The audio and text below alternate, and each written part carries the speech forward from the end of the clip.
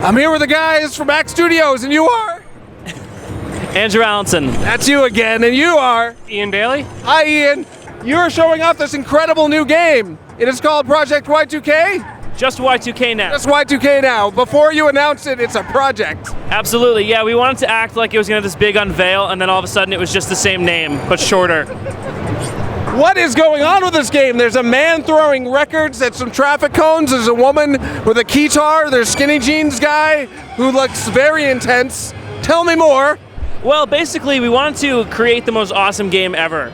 And we figured that it needed a guitar and an LP thrower and somebody who kills enemies with a camera. Yeah, he looks at them, right? With the camera? Yeah. And his jeans are so skinny. And it's like Photograph Boy all over again. And you know what's funny? He's based off my cousin, so he's actually proportionate to my cousin.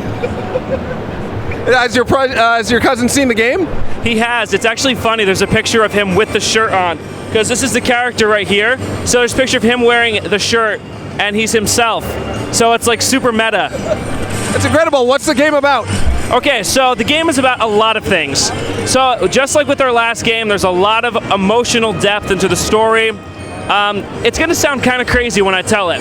The general premise is at the beginning of the game, Alex is a recent college graduate. He has a liberal arts degree, so he's completely unemployed.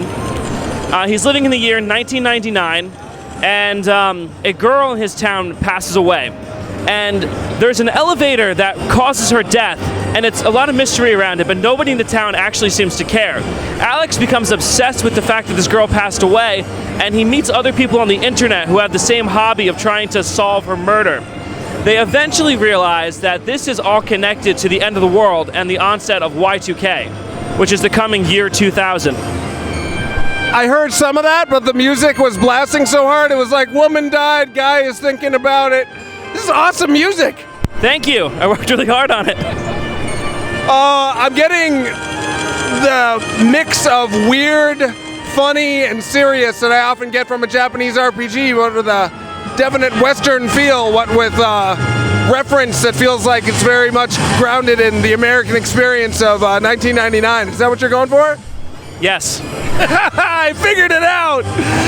What's the battle system like? Oh, okay. Well, the battle system has it's turn-based.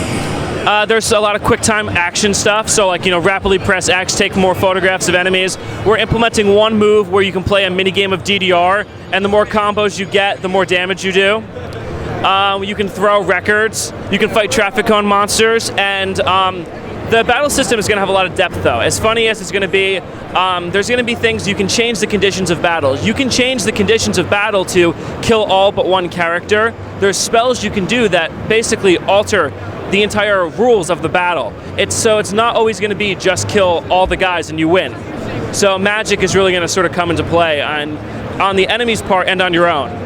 Brilliant, because turn-based battles can get a little monotonous. If you constantly change around the objective and the goal, change your thinking about it, keeps it from getting too repetitive. I love Two Brothers, but the scope, the scale, the level of concept, the different ideas, the amount of ideas, it's a whole new level for you guys. It is.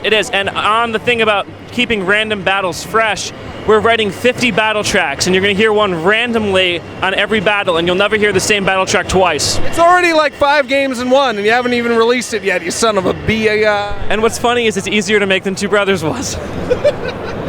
Anything you want to say about the game before we go? And I didn't say anything to you, Ian. I'm sorry. Oh, it's okay. We know each other. We have an emotional connection. It's true. I can see it when I look in your eyes. It's nice. Likewise. Thank you so much for making the game. Awesome. Thanks for... Bye. This is nice. I did it.